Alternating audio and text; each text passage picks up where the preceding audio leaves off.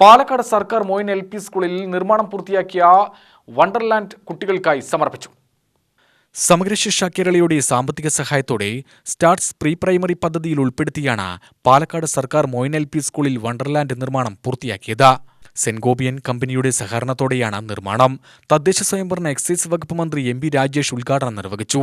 വലിച്ചെറിയൽ സംസ്കാരം ഉപേക്ഷിക്കുന്നതിനുള്ള പ്രേരണ കുഞ്ഞുനാൾ മുതൽ തുടങ്ങേണ്ടതിന്റെ ആവശ്യകത അദ്ദേഹം സദസ്സിനെ ഓർമ്മപ്പെടുത്തി. മന്ത്രി സർക്കാർ മോയിൻ LP സ്കൂളിലെ മുൻ PTA അംഗമായിരുന്നതും ഇത്തരത്തിലുള്ള ഒരു സർക്കാർ വിദ്യാലയം ഇന്ത്യയിൽ തന്നെ കാണാൻ സാധിക്കില്ലെന്നും അദ്ദേഹം പറഞ്ഞു.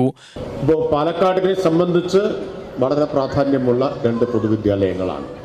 അവിടെ സൗകര്യങ്ങൾ വർദ്ധിക്കുന്നു എന്നത്, അത് കൂടുതൽ ആധുനികമാവുന്നു എന്നത് വളരെ സന്തോഷകരമാണ്.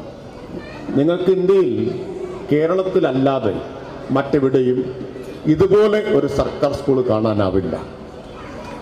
ഒരു സംശയ കാര്യത്തിൽ വിചാരിക്കേണ്ടതില്ല. ഞാൻ ഇന്ത്യയിൽ ധാരാളം യാത്ര ചെയ്തിട്ടുള്ളതാണ്. MP എന്ന നിലയിൽ, യുവജന സംഘടനാ പ്രവർത്തകൻ എന്ന നിലയിലൊക്കെ ധാരാളം യാത്ര ചെയ്തിട്ടുണ്ട്. ഇങ്ങനൊരു സർക്കാർ സ്കൂൾ നിങ്ങൾക്ക് ഇവിടെ മാത്രമല്ലല്ലോ, കേരളത്തിൽ എവിടെ നോക്കിയാലും ഉണ്ട്, മറ്റെവിടെയും കാണാനാവില്ല. കേരളത്തിലെ സർക്കാർ സ്കൂളുകളുടെ എനിക്കൊരു അനുഭവം ഉണ്ടായി. ഇപ്പോഴല്ല, MP ആയിരുന്ന സമയത്താണ്. കോഴിക്കോട് നടക്കാവ് സ്കൂള് അന്നൊരു വലിയ മാതൃകയാണ്. അന്ന് അവിടെ MLA ആയിരുന്ന പ്രദീപ് കുമാർ മുൻകൈയെടുത്ത് ഒരു മാതൃകാ സ്കൂളായി ഉയർത്തി.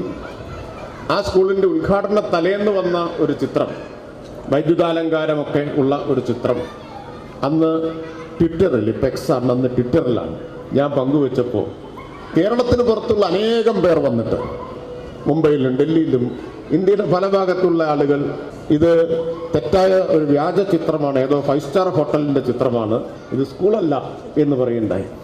യോഗത്തിന് പാലക്കാട് MLA രാഹുൽ മാങ്കൂട്ടത്തിൽ അധ്യക്ഷത വഹിച്ചു. സ്കൂളിന് അടുത്ത സാമ്പത്തിക വർഷം ഒരു ബസ് അദ്ദേഹം വാഗ്ദാനം ചെയ്തു. 2024 LSS വിജയികളെ പാലക്കാട് നഗരസഭാ ചെയർപേഴ്സൺ പ്രമിള ശശിധരൻ അനുമോദിച്ചു. CSR ഫണ്ട് അനുവദിച്ച സെന്റ് ഗോപിയൻ കമ്പനിക്കുള്ള സ്നേഹോപഹാരം വാർഡ് കൗൺസിലർ സെയ്ദ് മീരാൻ ബാബു സമ്മാനിച്ചു.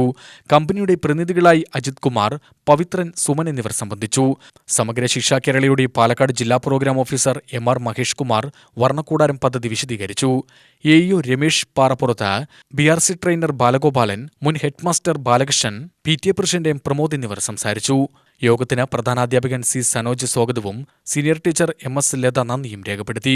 ഉദ്ഘാടനത്തോടനുബന്ധിച്ച കുട്ടികളുടെയും രക്ഷിതാക്കളുടെയും കലാപരിപാടികളും അരങ്ങേറി.